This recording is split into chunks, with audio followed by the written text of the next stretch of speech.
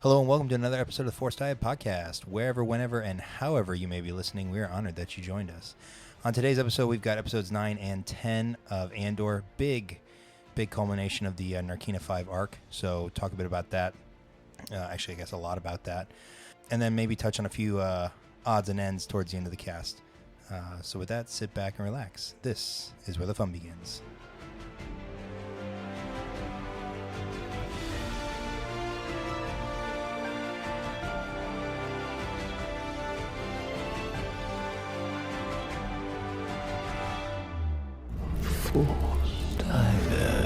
The Force is what gives the Jedi his power.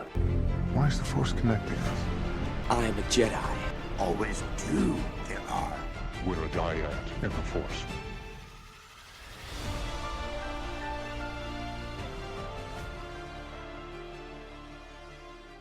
And welcome to the Force Dyad, episode 37. Looking forward to talking about Andor. Jedi John here, as always, with my co-host, Obi-Wan Kenobi. How you doing, bud? I'm doing great.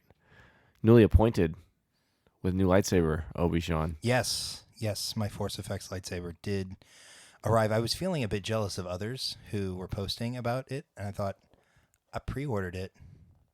Where's my lightsaber? When do I get that? So I got home from work last night, and boom, in the garage. Oh, you didn't see like the $200 credit card charge prior to it coming? They charged it up front, I think, for that, because I did not get an email about That's weird. it. You're right, because I've been getting a lot of those. Hey, we're about to process your card, Hey, by the way, we're charging you. because I forgot about half the things I bought. Oh, yeah, that'll happen. Yeah, that happens to the best of us. It's that time of year. Yeah. But yeah, no, the Or they're like, oh, this was supposed to be released in February, but we're charging your card today. Yep, like the the Favreau Black Series fig. Yeah. There's the like comic series, right, with the saved or the redeemed Vader, the Leia. There were a few others. I think those were all supposed to come out in January or start shipping in January, and mine started coming in like September. It's like, here's a $40 charge. Here's a $40 charge. You get a charge. You get a charge. Everyone gets charged. Except it's just the same card over and over again, and you're like, no. Like, I'm never gonna. You're like Tiger King. I'm never gonna financially recover from this. but I Hasbro pre-orders from 18 months ago. It- No. just in time for the holiday season, when you need all the money you can get for other people's gifts.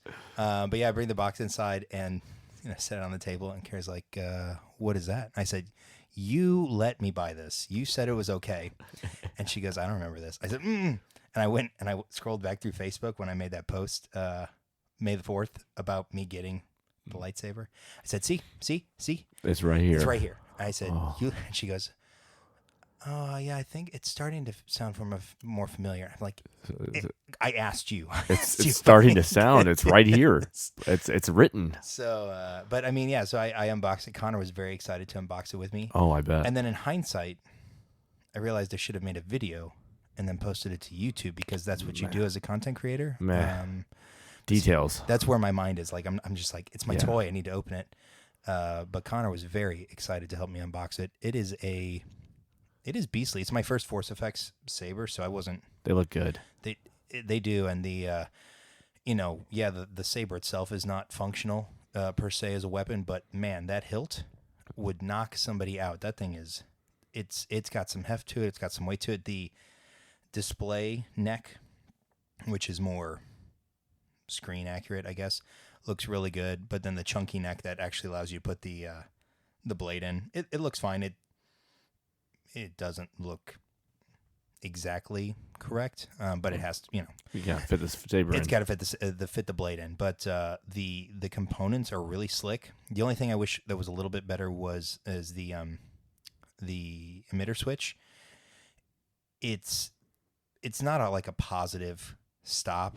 Basically, if you barely touch it, it clicks off on you. So you're not going to be doing any cool, whirly birds with your lightsaber unless you turn it to the side and do it that way. Because again, the slightest touch will kick it off. Now, maybe I've got a loose switch, and I've got another discussion about loose switches here in a second. But anyways, it looks really good. It'll be, if for anybody who's buying it as a display piece, which I guess technically is what you're going to display it as, or have it as.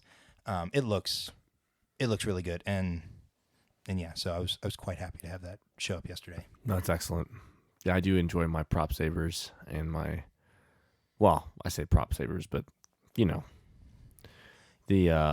either the ones from Savvy or from Force Effects or from Ultra Sabers or from Well, you've got a couple like legacy or sabers, the right? legacy sabers from Disney. Yeah. Now, Kara was kind enough to remind me that this is my third lightsaber that I have in the house Ah, yeah. because I got the signed hilt. You have to get reminded multiple times by the wife after you purchase a new lightsaber. It's like, how many of these do you need? And then I think, well, how many pairs of shoes do you need? And how many dresses do you need? How many colors are there?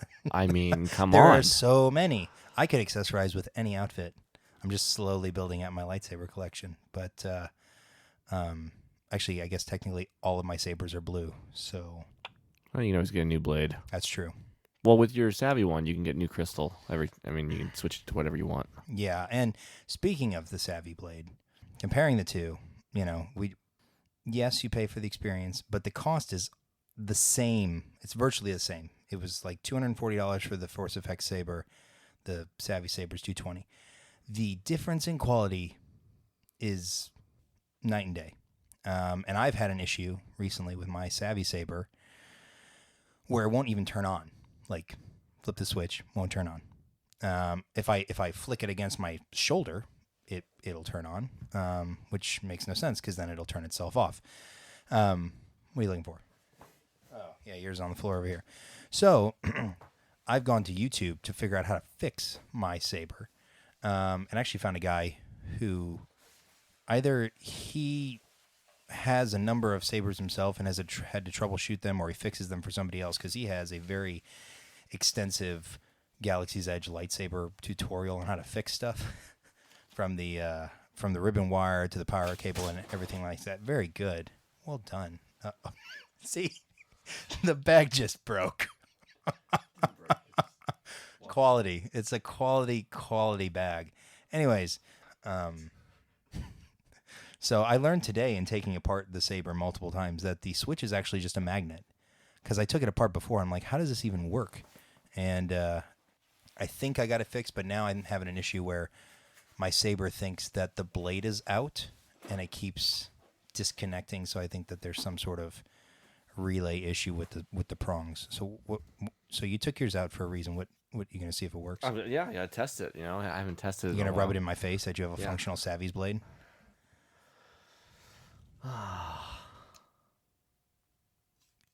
In your face, unless the batteries are dead. I'm gonna guess the batteries are dead. Or you have also been stricken by the poor craftsmanship of the Savvy's blade. You're not even getting tone. I'm gonna go on a limb and say that your batteries are dead. All right, to be continued. To be continued. But nevertheless, like just the difference in quality, and I realize that for the Savvy's experience, you've got mass produced parts that people use to build their sabers, so it's gonna be different. But for the price, I'm really pleased with how the Force Effects saber feels in the hand, the tightness, I guess, of the components and that sort of stuff. So I'm pleasantly surprised with that saber. So whenever I do get around to building my General Kenobi cosplay, which I'm hoping to maybe start next year, it'll be a great addition for that. What really sucks is I'm gonna have to figure out how to take the batteries out of this and replace them now. Oh, it's really simple. You take you take the pommel off, push in and turn. So there's like little tabs on the side. Like there's a little flat spot on the actual battery. Give it here. Yeah, we're doing this Give it right here. now. Give it here. I see it. Push in and turn. Push in. I did. I just did. I got it. You see me? You see me right now? Yeah. Well, you're gonna need a tiny screwdriver. Oh. And 3 AAAs. Oh God. So the whole thing. Well, that'll wait for another day then. Yeah. So push in and twist. Which? Oh. There you go. Push in and then twist. You should feel a positive I did. click. It went. All right, so another day I will test battery. Yeah. So, Is it battery or is it my faulty switch? well, I actually think now I've got a problem with my ribbon wire, in that the leads are spazzing out, thinking that the blade's actually not inserted all the way, even though it is. So, You know what I think? hmm. I think you're an engineer and you're overthinking this very simple lightsaber with Well, your faulty switch. probably. I think the switch is fine. I did have to make an adjustment to the switch. I had to sand it down to get it to sit more flush. Oh, God. So yeah, but anyways, that's my foray into my expanding saber collection. All right. I had to see if it worked. I was really hoping it was just going to pop right on and I could just be like that, sucker? No? Okay. That's what I get for getting the elemental nature setup. And you've got you got the power. I had the and- power, yeah. Right. For what it's called, power and order or something like that. The dark side saber. Oh, is it? Is that what it's called? The dark side saber? Except you got a green blade. Surprising. So, what a twist. So, anyways. Yeah, lightsaber's cool. We all like collecting them. I do like my Ahsoka dual wield over there from Clone Wars Season 7. And my Vader, Yeah, you've got the Garflex. the Garflex. Looks so good. It does look nice. I really need a better display. Like, honestly, this wall just needs to be lightsaber display. Mm-hmm. We're back in the Jedi Temple, by the way, for all of those listeners at home. So we'll say it's a little crowded tonight. Your room makes me feel less and less bad about how messy the Jedi Outpost is. Oh boy. Yeah, the floor is as full as the shelves right now in some cases. I really need to redo some things and figure out some layout. I feel like I have to parkour just to get to my seat in here now. Well, you do. You should roll over the table next time. I would take out your Diamond Grogu. You wouldn't want that. You would take out the Diamond Grogus and a lot of Batman. Speaking of Batman. I was going to say, that's what I wanted to talk about, the Batman real quick, even though I know it's not Star Wars related. I'm sorry for going off topic for everybody, but yeah, Kevin Conroy passed yesterday. And for those of you that don't know who he was the animated Batman voice, and he also voiced multiple video games. I mean, the last 25 years, he has been the voice of Batman in just about anything that's came out. That isn't the movies. That's not the movies. And for me personally, as far as animation and everything else goes, between him and Mark Hamill are my two iconic voice actors. And we're going to get into another voice actor that does a fantastic job later in this episode. But he's on live action in the show we're talking about. But as voice actors, for Mark Hamill playing the Joker and Conroy playing Bruce Wayne and Batman, nothing will replace those two voices together on screen. So R.I.P. for him, and he'll be sorely missed by all of his fans. And pretty young, 66. So I mean, he still had a lot of life left. But well, I won't curse it, but F cancer, that whole thing. So that would have been the appropriate time for the one F bomb. The one F bomb an episode. But yeah, when we were talking earlier about toys and stuff, I was going to mention that, but I figured it'd come up organically. Oh yeah, it's tough. It's tough to not mention it. So, all right. And with that, we'll flow into our Andor discussion. Yeah. What a segue! Good job. Yeah. Well, Batman to Andor. Well, A vigilante in some respects, right? Sure. So episode 9 and 10, we got Nobody's Listening and One Way Out. The end of the Narkina 5 arc, 3-episode arc, 8, 9, and 10. And both episodes, again, fantastic. Just doing a quick IMDb rating search, you got an 8.6 for episode 9 and a 9.6 so far for One Way Out. And for those, we've talked in the past about. That's very interesting because, in my opinion, personally, I did love episode 10. I mean, it was a great episode, but episode 9 was built with so much, episode 9 was jam-packed with information that we were learning. I feel like the thing that put episode 10 really aside from it, that I mean made it great, were the separate monologues. Mm-hmm. I mean, everyone just killed it. Mm-hmm. Everybody killed it. So, but yeah, I mean, episode 9 was jam packed with so much more storyline build for some of the characters, and it was just wow. Episode 9 was, and maybe this is why it has a lower rating. I put that in air quotes because as compared to the rest of the season, it's the second highest rated episode. Episode 9 is because it is so incredibly tense. Angst, there's so much anxiety, like as a viewer, and nothing pops off, right? Like it just builds and builds and builds and builds, and then there's no release, basically. And watching that scene, the interrogation scene at the beginning of episode 9, with Bix, that whole, I don't know how long, it felt like it took forever. It was probably only like 3 or 4 minutes, but the tension and the emotion, and like I could feel my heart racing when I was watching that scene just because of how intense it was. Yeah, and Deidre played it. She played it up so well. Mm-hmm. Just keeping. I don't remember. I can't remember his name right now, but keeping him in the room while Bix came in, and then acted like, "What are you idiots doing? Get him out of here!" Mm-hmm.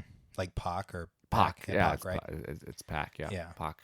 Basically, leaving him there for her to see, as she comes in, like, this is what you have to look forward to, basically, unless you help, unless you give me what you want or what I want.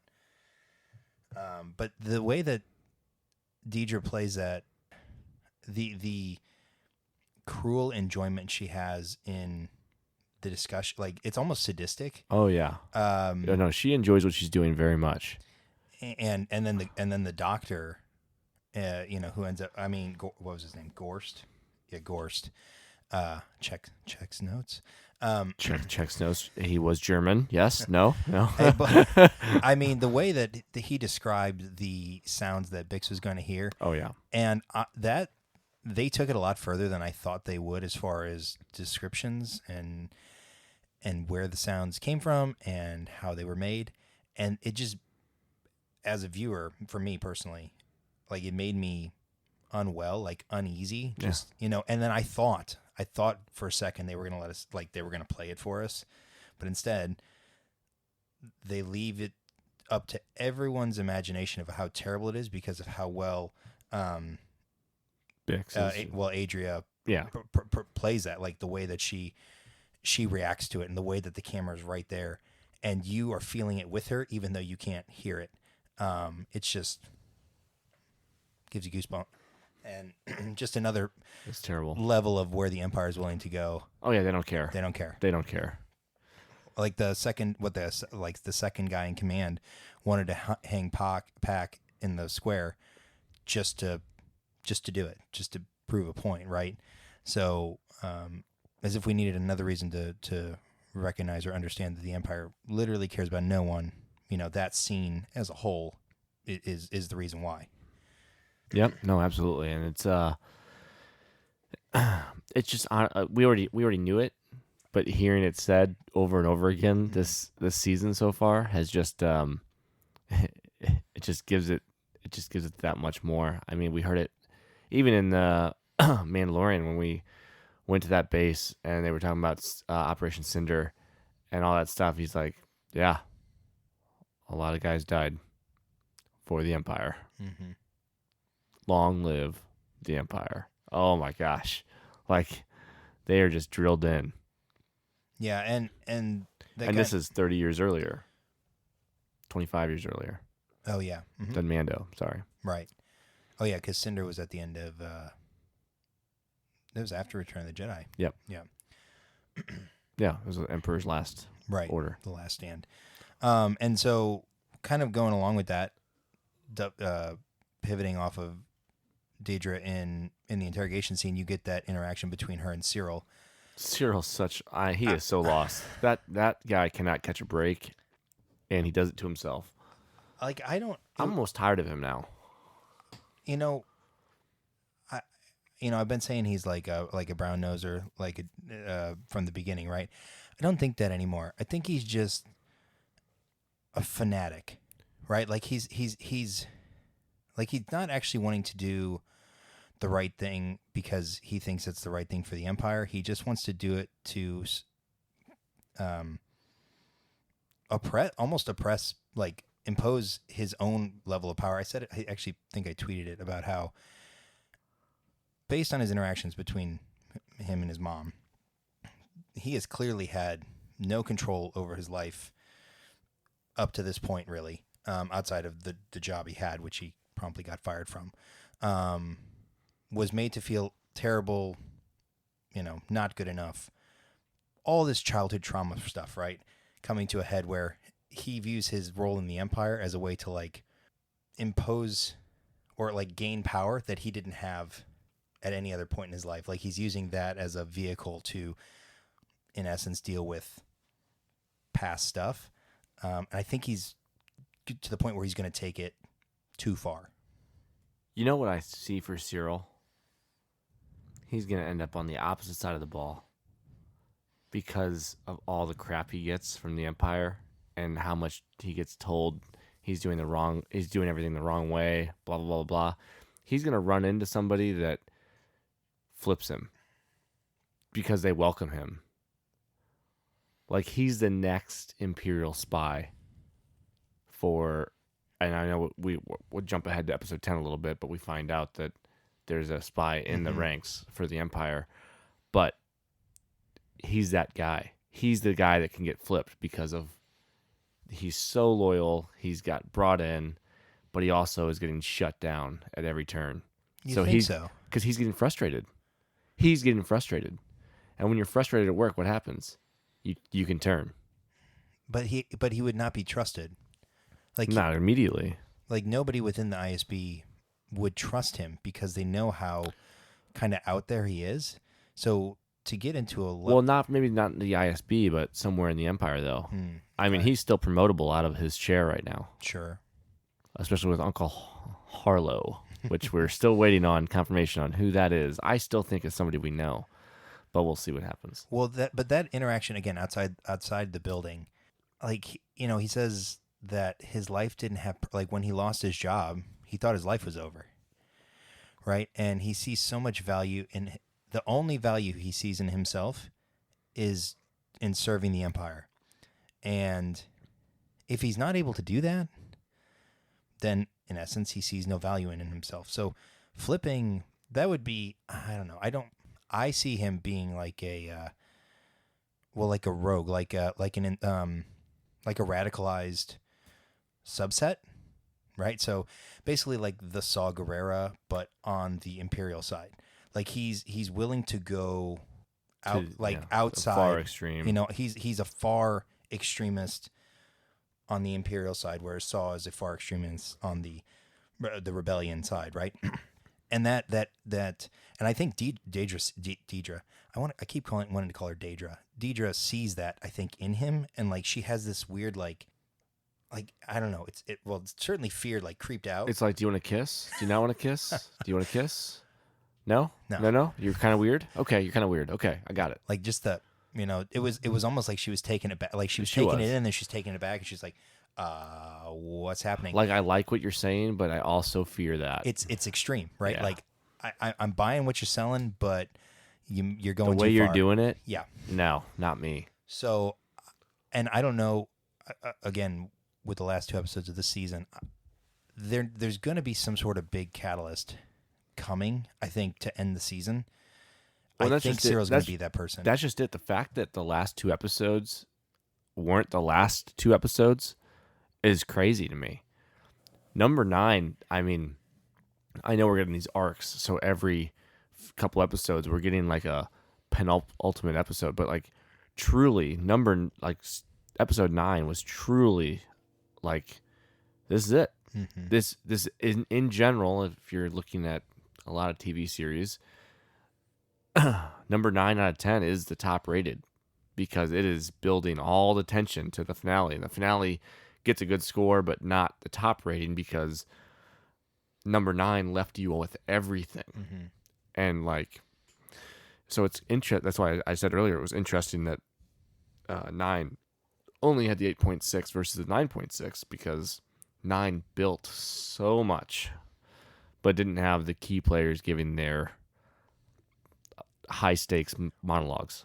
Right. Well, and that leads into the Cassian and Kino relationship, or that interaction, right? The building towards, what we know happens in 10, and how, like, I didn't expect Kino to be as big of a player as he has turned out to be. How do you waste Andy Serkis? You're right. You're right.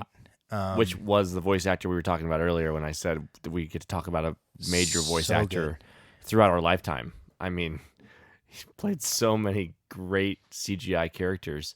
But yeah, no, in this case, yeah, the fact what he meant to the entire thing. And I really we'll get to episode 10 in a minute here, but there's a lot to say. Trying to, you've got the communication between the different floors, and the entire time All being signed up. Right. Which it looked like he was on a tarmac, Yeah, good for you guys. Good for you. I'm glad somebody on every floor knows sign language. It's amazing. Which how the heck did they learn that and like transfer that from floor? Anyways, that's a different discussion. But the entire time, you mean the writing let a plot hole just kind of get in there because they were like, yeah, one guy on every floor just does sign language. or maybe it's a common enough thing in the galaxy that somebody needs to know. It could be. Especially when you're talking about, in this case, thieves, murderers, probably people that use sign language or call signs for different things. And some people who just sweat too much when they're on a hot planet. No one sweats too much. Okay. Anyway, sorry. Go ahead. But yeah, so the transformation of his character from 8 to 9 to 10, right? He truly believes, up until the end of episode 9, that he's getting out. The best way to help his men is to keep them in line, to be firm, to be cold, to be distanced, right? Like, and you're not, and to stay on program. And he thinks that he's helping them by doing that, right? He believes this, right? Just like I think many of them, to some extent, believe that they do their time and they're going to get out. Well, yeah, imagine you're down to your last year, right? Or last few weeks, as is the case with Olaf, right? And you can see the way as he progressively gets more and more sick, that Kino is like, you've only got a few more, how many shifts you got left? It was like 21, I think, or 22. He's like, you're almost out, just hang in there, right? Like, he's trying to help him because he believes that he's trying to help them get to the finish line, right? Yep. And then that realization that maybe what he's doing, or not so much what he's doing, but that he's being used as a pawn in the grand scheme of the Imperial war machine, right? And we later find out they're not getting out, and they learn that at the end of episode 9 when when Olaf dies, and the medical man is like, "Yep, they just fried the whole floor, right?" And because they found out that someone got released, and then got promptly put right back on a different floor, and we get the line at the end of episode 9, how many guards, never more than 12, right? And then that turned into a funny meme about podcasters and how many listens you get per episode, and it's never more than 12. I did see that. That was quite funny. But again, thank goodness we're above that. Yeah. So we're good, guys. Yeah, Thank you. okay. Thank you for listeners. We're doing okay. Well enough anyways. But the transition from episode 8 to him slowly breaking in episode 9 to where we get in episode 10 it's just masterfully acted. It's so well written. And you can say that about the whole show, right? But the last 2 episodes, the writing and the delivery has been so good, and it's a testament to Andy Serkis as an actor. It's and like we already talked about it with Adria, and during the interrogation scene, and every Cyril, Like so much. Like the acting is fantastic in the series. And I don't want to miss too much in 9, but I really want to get to 10. But in 9, we also get the fact that Vel is related to Mon Mothma. That's a big, what's up? Surprise. So it's very interesting there. And then in 9, we learn that I can't remember his name right now, but her friend is going to bring in a guy that Mothma doesn't. Tay. Yeah, Tay. Tay, right? Tay, yeah, Tay is going to bring in somebody that Mothma really doesn't seem like she wants to work with. Davo Skulden. Yeah, and we're going to find out why in episode 10. So we get a couple different details in episode 9 that are just like, oh, that's good to know, or that's very interesting. So, well, and it's the first time. I'm glad you brought that up, and I had it on my note sheet. So thank look you at for you! mentioning Hey, that. upside down, I can read it. No. But they mentioned Mom. No. It's the first time they mentioned the vow.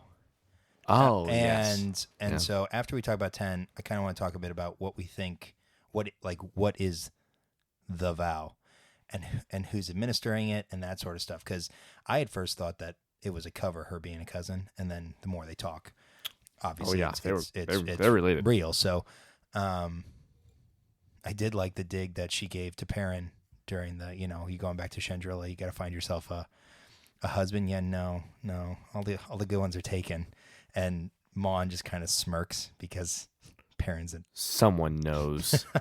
One of them knows. So, or both of them know, and Perrin's just being Perrin. Mm-hmm. But yeah, you're right. The Vel visiting Mon and that realization that there's that connection is it's a good little nugget. Yeah. Boy, Chandrilla's all in on the rebellion. I'll tell you what. Getting episode 9, episode 9, fantastic episode. Can't say enough about the build. Ulaf going through his motions and obviously everything happening. And then it was crazy from previous scenes and episodes where, like you said, Kino was just on program. Like, he's like, I don't care what they're saying. You don't even know what that means. It could have been mistranslated. You have no idea what's going on. Shut up, get in line, and let's go. To now, at the end of the episode for 9, the doctor spills the beans, and he's like, well, this is a waste. We're screwed. And then we open up episode 10 with Cassian and Kino talking again. And this scene, I'm going to give it to you. I think this is probably one of the best written scenes we've seen in the show so far. At the beginning of the scene, You're talking about in the airlock, or like when in the airlock, yeah, they get out of they get off the bridge, Yep. and they're getting ready to go into the barracks. Yep. I guess you would call them barracks. like in their workspace, basically. No, in the sorry, when they're yes, when it's just Cassian into the sleeping quarters. Yes, yeah, got it. into the bunks. Yep. So you've got the two guys. Kino is the leader. Like, he is it. He has all the power on the floor. He says what goes. I mean, he told Cassian as much when he walked in 2 episodes ago, and he's like, it's my floor. You do what I say. If not, you're screwed. So he's the one is talking to him about, now's the time. This is what's going on. And they start talking about power. And it's just so amazing to watch Kino flip in this scene because Cassian knows what power looks like. He's been around it his whole life. Power doesn't panic. These guys just fried an entire floor of people because they panicked, which means they know they can't hold the prison if we move on them. Now is the best time to strike because, number one, they're panicking, but number two, we have a guy that was going to get replaced on the floor the next day, and this is our shot. Because if we don't, they're going to realize that everyone's communicating to each other, and they're going to fry us all anyway. So right now, we have to act. By the end of the scene, Cassian is the guy saying on program to Kino. Because Kino's panicking. So in that one scene, the power shift is Kino's still in charge, but he's handing off power just by all of a sudden Cassian's taking. It's less giving, more Cassian taking the power and just saying, on program, we have to look good still. Mm-hmm. So it's just. Well, and it continues into the next scene, right? Into the bunk area, because yeah. he's still.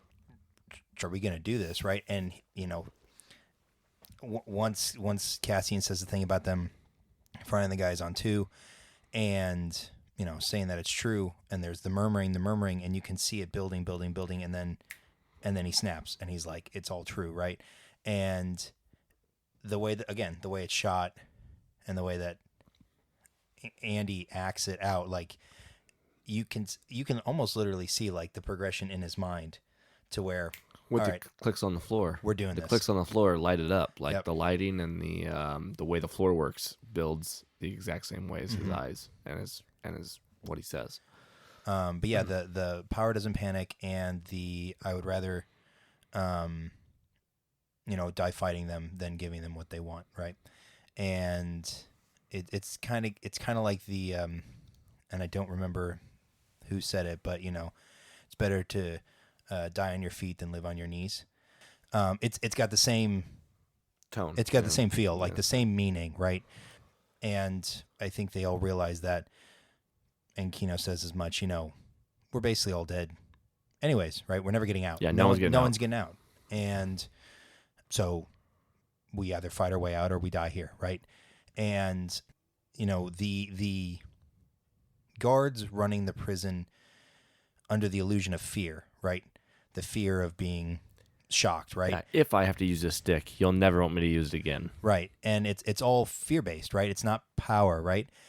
If so if you're no longer afraid, then there's nothing keeping you there. There's nothing holding you back.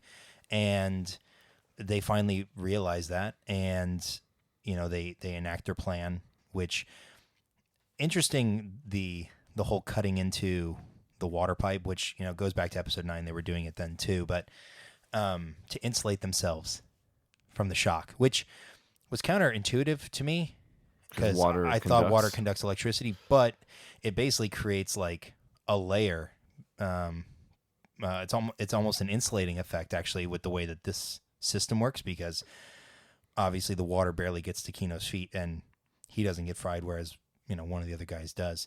But then the prison break scene commences, and I mean it's chaos. It kind of sucks because you see some guys get shot out that you were like, I was really pulling for that guy. Mm-hmm. Like, I don't know his name, but the one guy that was working with Cassian, obviously, the last 2 episodes to bust I think it was pipe. Zoll. I think it was like Zoll or something like that. But he was definitely the guy. He was the guy that handed him the tool to go in. Yep. And I'm like, man, I was really hoping he'd be able to make it. So it was frustrating to see some of the guys get shot down. But at the same time, there have to be guys that are laying out to make the rest go. Right. So, yeah.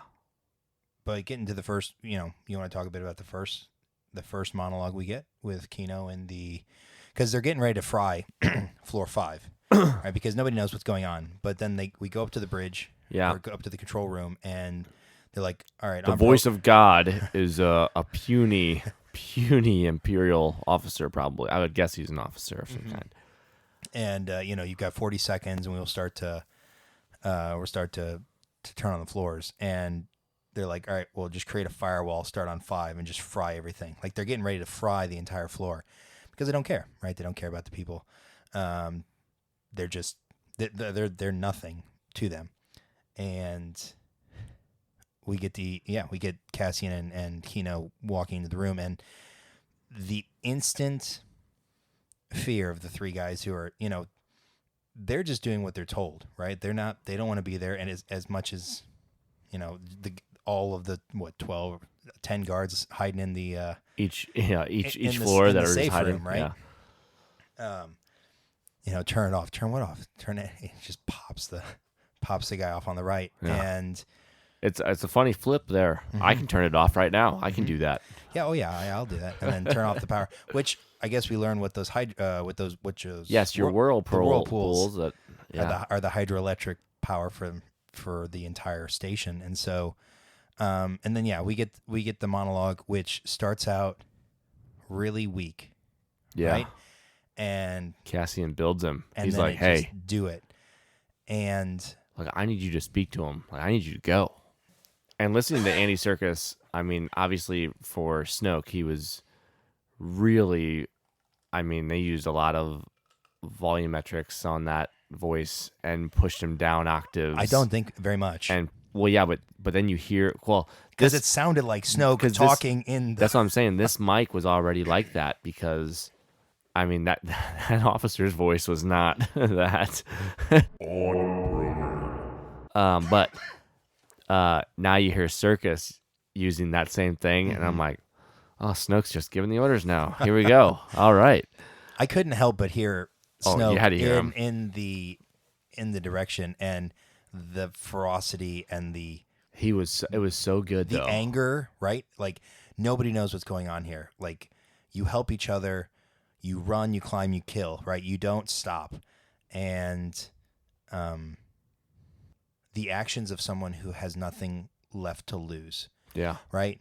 You push a group, you push somebody to their breaking point, and they will do whatever it takes. And so that's where they're at, right? They have nothing to lose, right? They're either going to die in the prison, they're going to die trying to escape the prison, or they're going to escape the prison, right? Like, these are their options, right? So there's nothing to lose. There's all the reason to fight. And it's a good analogy for the broader, resistance, rebellion cause to, fight back, right? You get to a point where they're going to take everything that you have. They're going to take all your freedoms. They're going to take everything. And unless you fight back, you're subservient to that. And eventually people are going to hit the point where they're not going to take any more. And we already talked about how episode 8, Luthen was very much, we have to push it because they have to feel it. If they don't feel it, they won't care. But if they feel it, they'll get tired and they'll fight. So it's same thing. Like, Kino was very much, hey, I got this many shifts. You're not gonna mess it up. I'm gonna get out of here. And then it flipped to, oh no, these guys are never gonna let me out. F these guys. And then we get to the end, or the end of the prison break, and he can't swim. So unfortunate. And I like that. The thing I like is that there's no certainty to what happens to him, right? We have no clue. And so in my head canon, he somehow finds someone to buoy him to shore and gets out, because the dude deserves to have a life outside of Narkina 5. Well, and speaking of some of the uncertainty, as we saw Cassian and Melshi make it to a beach, they're the only two guys you see. Where'd everybody else go? You think they didn't want to stick together at all? Like, or maybe they all saw different islands and they all just went to one each? Like, it's very... The end of the episode left me wondering, where's everybody else at? Did they make it? What happened to Keenan? I mean, there's a lot of what ifs, and what happened. So, which is okay, because they have 2 episodes still to flesh things out. So, it should be fine. But it left me with a lot of questions at the end of the episode as far as the prison break was concerned. But yeah, as far as the first monologue we got, what was it, the first one? Yeah, because Luthen's comes late at the very end. But then because it's after they jump out. Well, the other one I liked was it wasn't really a monologue as much as just the proposition, was Davo. Oh yes, that scene with Mothma was good in a different, like, it was such a weird juxtaposition into, right? So you have, well, they're both playing their power. Well, but you have the prison break, right? People fighting for their lives, and you've got 3 people in finely tailored clothing sitting in a state appointed home on Coruscant, talking about how much money they have, how things are grand, how you shouldn't have to worry about, how you use your money or move your money or whatever like that. You shouldn't feel bad about it. and that juxtaposition we talked about, right? Like the haves and the have-nots, right?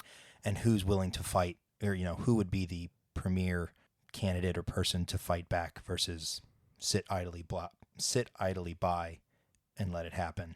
And that's the perfect scene. Yeah, no, absolutely.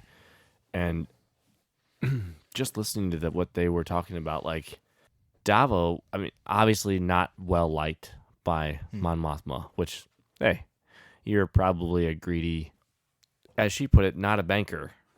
But she called him a thug at the end of episode 9. Right. So he's got money from whatever ways he's gotten his money. So he is not who she necessarily wants to work with, but maybe forced to be working with. And then his proposition at the end was, I don't want your money. And she specifically says, I don't want to owe any favors. I'd rather pay you for your services.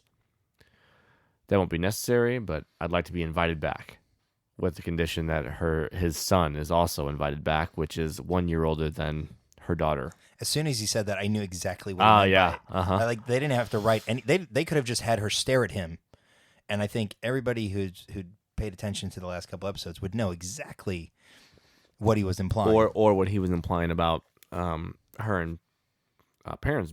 right? Already, like, oh yeah, you and Perrin, and it's nice to have Boundaries can be free. Yeah, right? that's what it was. And so he obviously knows that it's not an ideal marriage, but it happened. Mm-hmm. Well, and I do love his jab at her because it puts her on edge, and she kicks him out, obviously. But he calls her out for being untrustworthy at the very end. Not untrustworthy overall, but by saying that's the first untrue thing you've said, or yeah, something because like she that. said, I'm not considering it. Mm-hmm. That's the first untrue thing you've said to me so far. And the fact that he is in her head at all, she does not like. Well, because he knows she has no options, Yes. or she's very, very limited on the options. Because he knows right? if she's coming to him, it's desperation. Correct, and it goes back to the power doesn't panic. And he didn't, right? Like, No. he was totally cool, and again, perfect juxtaposition to what else, to what is going on in the rest of the episode, and to Luthen's case at the end, right? And the old money look to Davo, like he's got that well-to-do slick. He almost looked like a used car salesman, like he had the slick back hair, he had fine duds, talking about how having as much money as he has is freeing from other people's opinions, and he doesn't, like, he's got so much money he doesn't know what to do with, right? And he doesn't care what anybody else thinks, and tries to tell her that people like her who have upstanding reputations often feel dirty for using Him. his services. Yeah. And they shouldn't, because it's their money, right? And so it just makes you wonder, who else has he helped move money, that sort of stuff. So he is clearly a slime ball. He knows he's a slime ball. He knows he's good at what he does, and that's like the worst kind of. That's kind of the worst person you have to deal with. You've hit the trifecta. Yes. that is the one person you don't want to deal with. Yeah, and you can see that she's visibly shaken at the end of the scene, right? Oh yeah. With the thought of if I want their families being merged in any way. Well, and that if she wants to continue down a more not pacifistic, right, but not like the way that Luthen was doing stuff, right, trying to move money to help the rebellion that way. Like, if she wants to go that route, she's going to have to get in bed with, so to speak, with someone that's going to end up, in essence, wanting a betrothal, even though he says that's not what he wants. It's what he wants. Oh, he wants it. So, yeah, that scene was very good in the context of the rest of the episode, by one, breaking up all of the insanity, and two, giving that dichotomy of the haves and the have-nots. Yeah, so, absolutely. And then that takes us to the end of the episode, where Clea comes in, says that there's a mark, and that somebody wants a meeting. You're like, I wonder who that is. And then we see it, and you're like, oh, all right, they got a mole. and what's his name, Lonnie, Lonnie. right? And it made me think too, back to, well, let's talk about the discussion, right? So he gets in the elevator, rides down, secret comm channel, doors open. Lonnie wants out. Luthen's not having it. He gives. I mean, Lonnie thinks he's the one that's risked it all, and like, I want out. I got a family. Blah blah blah blah. What have you sacrificed? Man, oh man, did Luthen just let it flow? Well, you could see he had to compose it briefly, right? Like, Yeah. he kind of thinks, and then he goes into it. And he starts out so calmly, right? And then it builds and it builds and it builds. And the camera cuts away, I think, once during the whole thing to basically to go back to Lonnie. I tell you what I love the most about this scene, and it's going to sound weird to some people, but Luthen, when that elevator opens up and Luthen's standing on that bridgeway and you see his cape in the wind, he looks like the darkest of characters on the planet. Mm-hmm. Like, he may as well be a Sith Lord, like, ready to tell you how you're gonna react the rest of the react the rest of the time you're working with him. Mm-hmm. Just the darkness that is in him, and he spilled it. He spilled the whole thing, like the things that I've done, the people I've cut off, the people. I mean, I've sacrificed everything And others. and For it, right? others Like- for it. Like, I mean, because the argument that they're having is they're doing this. You have to warn them. Mm-hmm. It's 50 men. You're worth more than that. 50 men. Mm-hmm. And you start looking at some of the rebellion items that had to take place at certain times or any time, really, but you're looking at them saying to yourself, so the Empire would sacrifice 1,000 men for something. And Luthen, I think it hurts, but at the same time, he can't give up on the sunrise he'll never see, as he so eloquently put. Like, holy hell. The monologue was fantastic, but yeah, Luthen definitely is struggling with some of the decisions he's made, but he makes them based on the fact that there is a brighter future ahead, whether or not he sees it, which is why Freya has questioned him so many times when she thought he was going soft on things. And he's like, no, but at the same time, maybe a little, because he's still a human in the Star Wars universe somehow. Right. But he's still a being that cares about others, but he can't. This has been the end game, the end goal for him from the very beginning. And so it makes me wonder what his role was before, like, or if he's always been the antiquity dealer. Like, I'd almost love a separate Luthen spinoff, just Right? Just like backstory. like a 5 or 6 episode Luthen spinoff, just to see how he gets to where he is. But going back to the whole power doesn't panic thing, this whole scene is the perfect, the door opens, like you said. He looks foreboding because he knows he's effectively got Lonnie by the balls, right? And it gives me no pleasure in saying this, but you're going nowhere. Like, I think he realizes it, right? Like, and as Luthen talks about everything he's done, well, I don't know if there's any good or bad, but the decisions he had to make, you can see Lonnie regretting asking what have you had to sacrifice, right? Because he knows that he's cast off, well, the people in the Aldani heist, right? Like, small potatoes, right? But he knew that people were going to die there. Krieger's men, he knows they're going to die. And they, quote, have to keep appearances up. So the idea of sacrifice and using people as pawns, right? It happens on both sides, right? The Empire's doing it and the Rebellion's doing it. And, we've said it ad nauseum at this point, but the rebels aren't quote unquote the good guys because they're doing just as many dirty, schemy things. Yeah. In their quest for their view, like what they believe is right. And, Luthen talk about sharing his dreams with ghosts. I wonder if that was a nod to the people that have gone before him.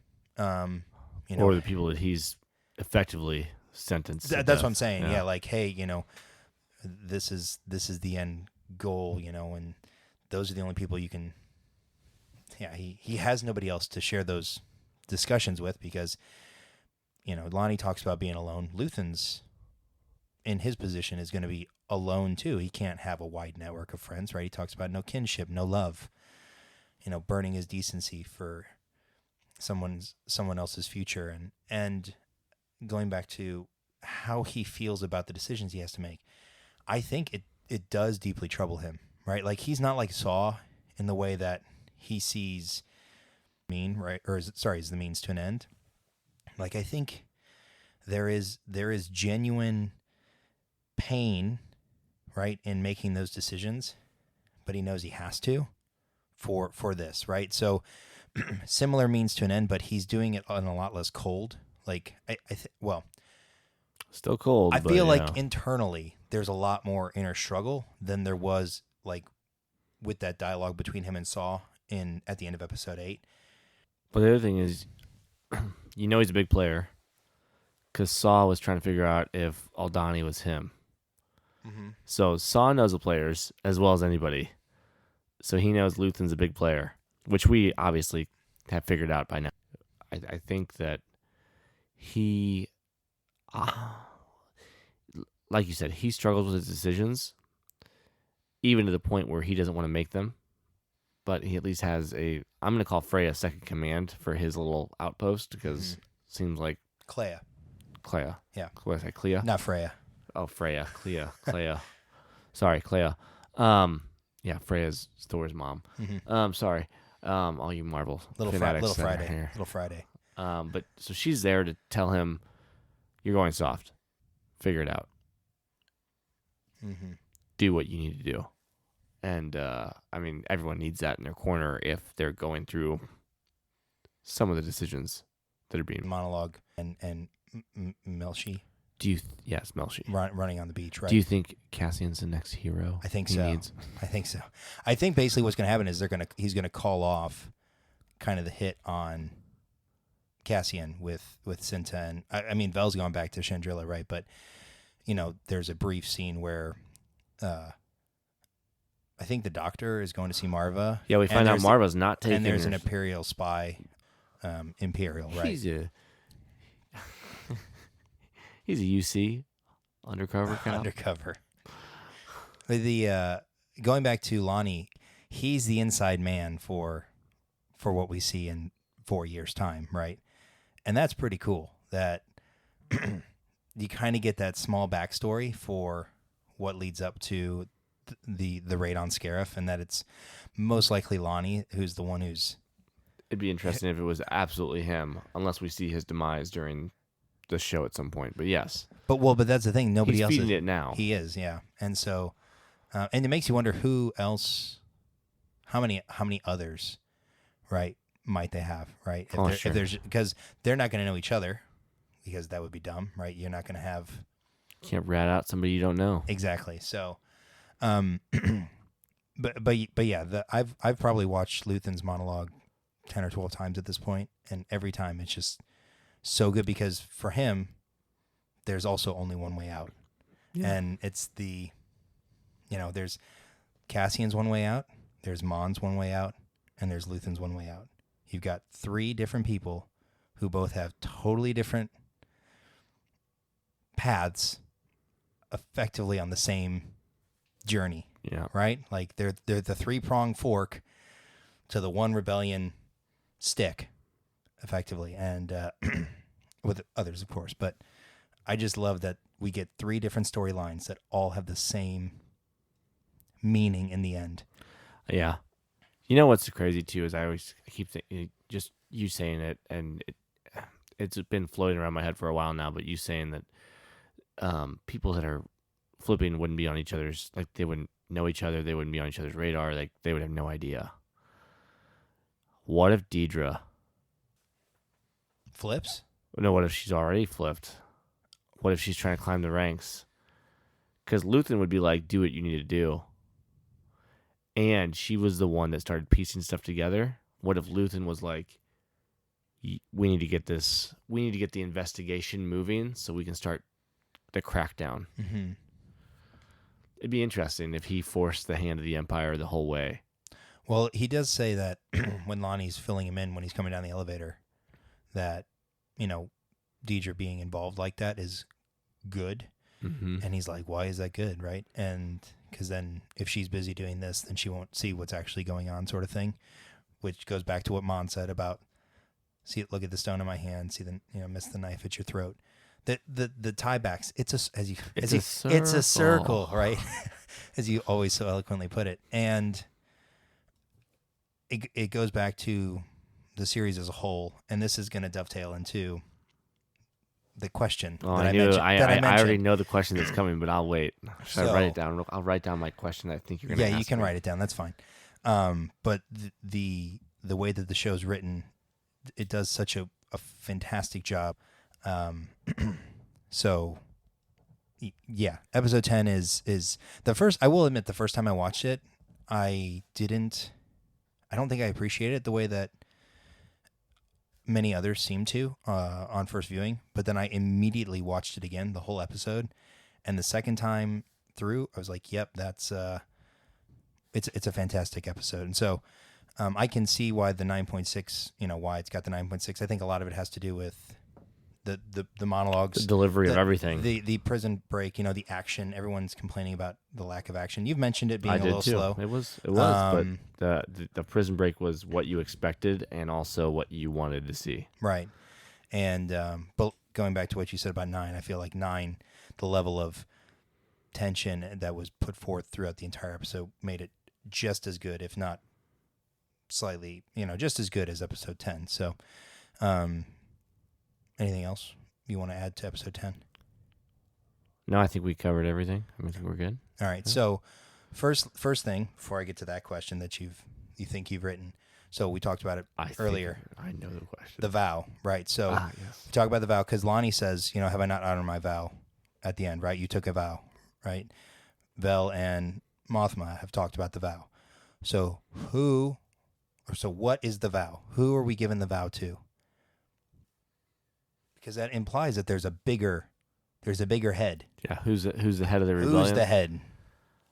I feel like it's not just one head. I feel like it's like the council of Ricks. No, I'm just kidding. From Rick and Morty. Sorry, guys. I'm really going off script. See, that Sean one went over Sean's my head too. That went over. I'm sure somebody will know that from the podcast. Sorry, guys. But no, I do feel like there's like a council that made a vow with each other, including Bail Organa.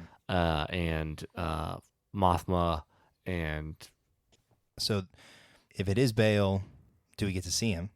I would always love me some Jimmy Smits. Do we think we'll get a Leia at some point in season 2? So I don't know how you don't include Leia at some point, right, in season 2. I would agree. Like if we get somebody in season 1, it'll be Bail. Mm-hmm. Because he should still be in the Senate at this point. Yeah, he would be. Yep, he would be because unless he was not elected. Unless he bailed out. After, my God. After Kenobi, right? Because that was 5 years prior to this. Correct. So, but yeah, that everybody taking the vow. So maybe there's like some sort of ritualistic rite of entry into the rebellion. So I just thought that was noteworthy that they all are starting to talk about the vow. So, but my question, so. The consensus, at least on Twitter, that I see a lot, at least until Twitter implodes on itself, which it's slowly doing, that's where I get a lot of my interaction with the fandom, right? Everyone's talking about how good the show is, but people are complaining that they're using Andor in a way to tear down other series.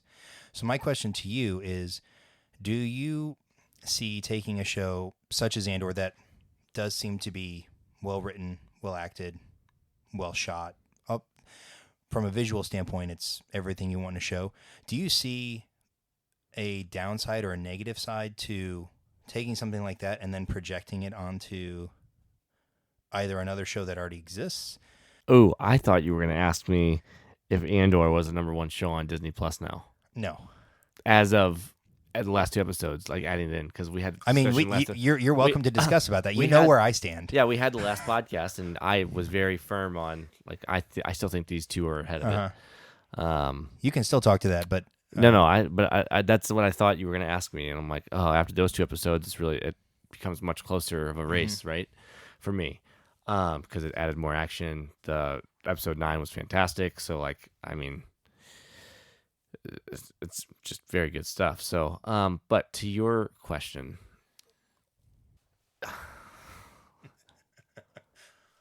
using one show and saying this is the way it should be is the worst thing you can do to a fandom, based on the fact that there are so many different fans within the fandom. Imagine if somebody said that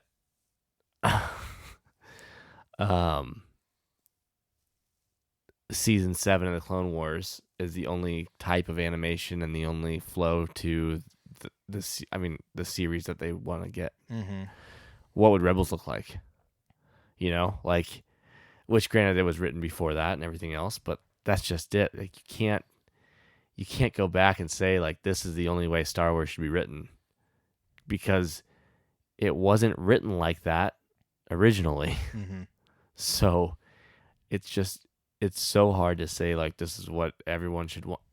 It doesn't have to be what everybody wants. Mm-hmm. It goes back to our discussion that we had many casts ago at this point. Like, the fandom is what you want to make of it. Like, if you want to get into all the comics, great. Do you need them all? You need some. It'd help with some things, but you don't need them.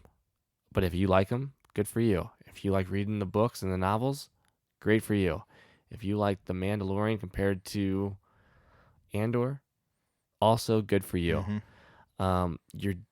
For Andor specifically, me just thinking about the show, you're dealing with a different faction of fans, Mm-hmm. and there's nothing wrong with what they like, but it's also not or show.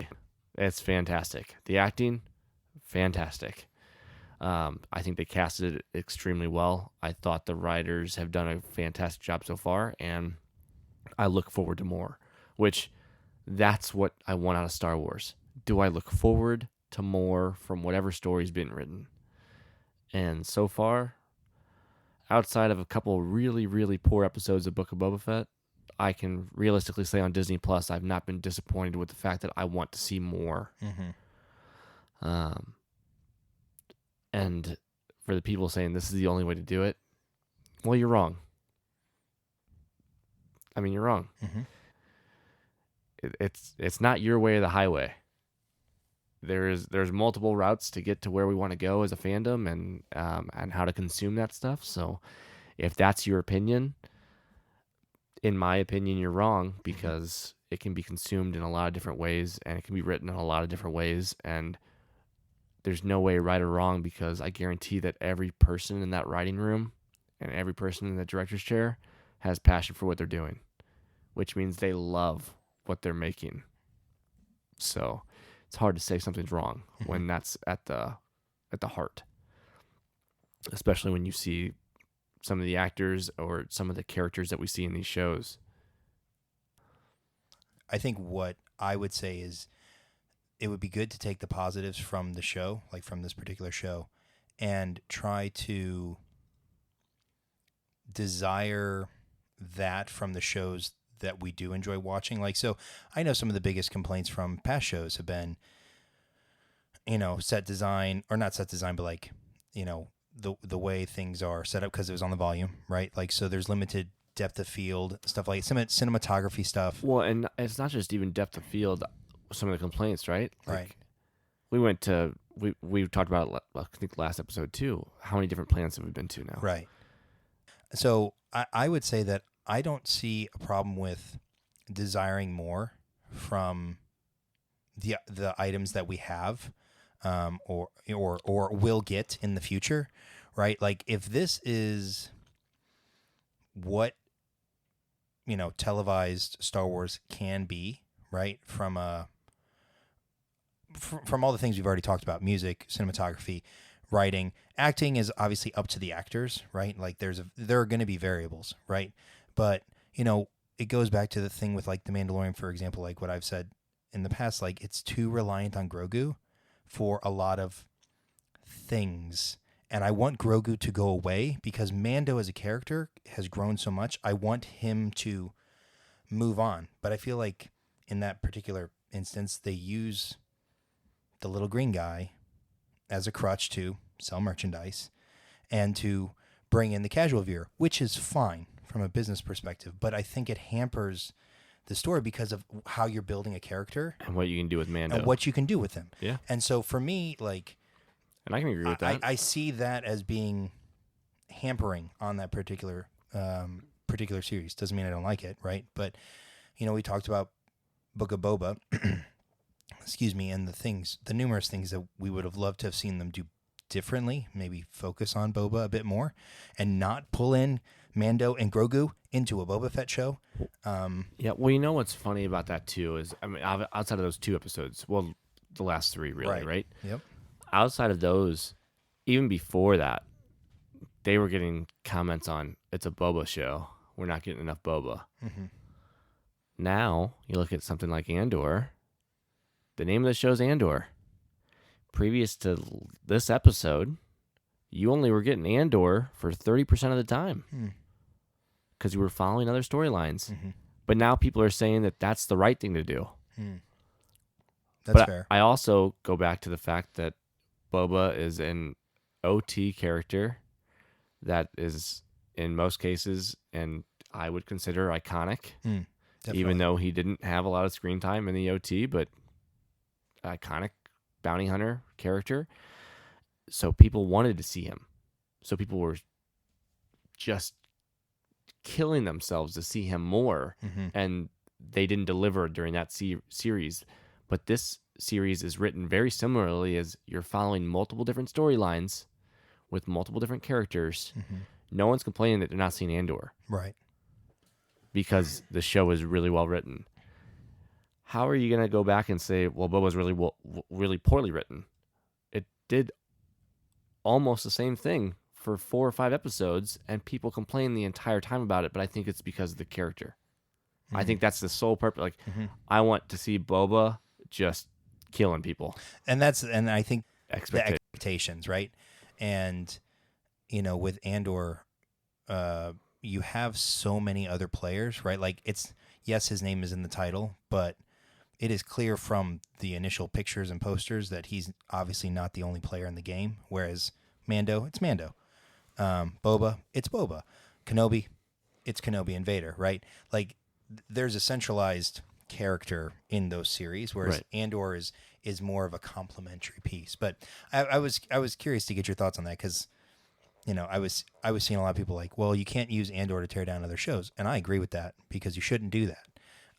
But I also don't think it's wrong to, after seeing what we can get, but like from a live action sense, everything coming together. Like I hope that future projects get away from the volume a bit more and get to more location practical sets because it does give so much more to It makes a difference. the feel of the show. So I just want to kind of get your thoughts on that. So I was going to mention it earlier, but so the 9.6 for One Way Out is second only to the season finale of season 2 of Mando when Luke comes back, which, let's be fair, It's Luke Skywalker. it's Luke, and that's why. But it that had a hallway 9 scene, it that had- hallway scene it was was- fantastic. Then there's no denying that. There's no taking that away. And that culmination in that series was excellent. The payoff, the handing over of Grogu, the letting go, right, and then the character growth that Mando was supposed to get, or hopefully will still get, right, in season 3. Yeah, I mean, there's no doubt that was a fantastic episode. But to have an episode of Andor that has no key characters, like There's no lightsabers. there's no lightsabers, there's no stormtroopers. Correction, there was one stormtrooper off on the side on Ferrix, right? But to have a standalone story that is devoid of the main things, and we talked about it. I've talked about it before, so I won't rehash it. Says a lot about what Star Wars in the Disney age can be, and so I'm very encouraged, and I hope that it's carried forward now, on future projects. Yeah, they realize they can make something out of maybe not the main storyline, which people have been asking for a long time. I mean, you think about all those, I'll call them the extended universe fans, right? They read all the books, and now they're legends. How many of those people just want to see other stuff happen outside of what we're dealing with right now? Like, think about for comics readers, like all the Dr. Aphra fans. Like, granted, she reports to other people that we know, but at the same time, you get completely new stories around the galaxy. That would be a phenomenal animated series. Yeah. I'm sure they're looking at it already, right? Like, they have to be. If not, hopefully it's live action even. But I think they could do more with animation, so they should stick there. Speaking of animation, before I jump, is there anything else you want to talk about Andor? No, I think we covered it all. So speaking of animation, they came out with a new short. There was a short today came out, which was Grogu and the Dust Bunnies, Zen, Grogu, and the Dust Bunnies, and it's this. I think it's a Japanese studio. It's a 3-minute short, and 20 seconds of it is the Lucasfilm intro, which is kind of funny because you've got the main Lucasfilm intro, and then it goes into this. It looks like parchment as the background, and then the drawing exists. The animation occurs effectively on the parchment. It's a little odd. I will say that I was confused a bit. The animation style is definitely unique, as is the music. Grogu's not colored, like he has no color to him. He's just brown, like the parchment is. The Dust Bunnies are black, but there's no speech. Does he kill them all? No. Oh. He's provided a flower at the end, and then he holds the flower up, he smiles, and then they're around him, and then there's a Zen circle, I think, on the screen, or some sort of circle. He looks a lot more like Pikachu than Grogu. Well, I see that, yeah. Which, if it is a Japanese studio, then, that does make a lot of sense, but I don't know. Unless it's like a trial for a future project of some sort, like, hey, how would this animation style come across? I don't understand the point. I don't know what it is. I don't get it. And I don't know what the story is meant to be. I don't think there is supposed to be a point to the story, because Grogu gets beat up by these Dust Bunnies. Like, he gets knocked around. So it goes back to what I said earlier about like how he's infiltrated everything, and I don't know that that's necessarily a good thing anymore.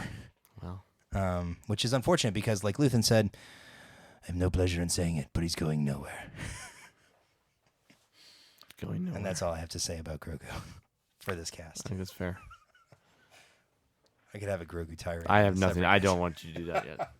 So we'll get there. We'll get there. But yeah, no, I honestly think I haven't seen that yet, so I'll have to go watch it. But yeah, it'll take 2.5 minutes of your life. So. It sounds pretty interesting. Insert eye roll. But I will go watch it. I'm sure there are people who enjoy it, but I'm not sure what. And I liked it for the animation. I just didn't know. Maybe what the story it was the meant dark to be. side infiltrating. Oh no, young Grogu. Oh no, we must save the Grogu. So, other than that, I don't have a whole lot tonight. I was going to talk a bit about comics and like the High Republic stuff, but we could probably save that for another. Oh, you would like to save it? Another cast. Infinite Wisdom. I put together a new countdown for this week, but then I left it at work. So not doing that this week. I also realized that I did not include the TIE fighters in the cost of the ships. I looked up, a lot of no TIE fighters? I had no TIE fighters. I'm like, this is a Were horrible. they expensive? They're not. They're actually cheaper than the X-Wings. I bet. Which isn't a surprise. I think they came in at $80,000 for a base model, and then which is what the Empire ran because cheap. Lots of ships. Right. The TIE Interceptors and like the TIE Advance and stuff like that obviously get up there in cost. I added it to the new list for this week, which is gonna look at speeds, like Ooh, quickness, top speeds, and quickness. Oh Yep. yeah. So we'll save that for the next. We'll save that for the next episode. Sounds good. But yeah, as we come to a close on this episode, we want to thank you again for listening. We also ask if you do enjoy the content, please like and subscribe to the cast if not already, and please leave us a review. It really does help us out. Also, if you enjoy it and you can share it on your social media platforms, we would be forever appreciative of that as well. And if you're a fan of any other fandoms, go check out Galactic Dads. They talk about Marvel, video games, dad stuff, and beers of the week. And they can be found at Galactic Dads on all the social channels. So with that, for Jedi John, I'm Obi-Shawn, and until next time, may the Force be with you.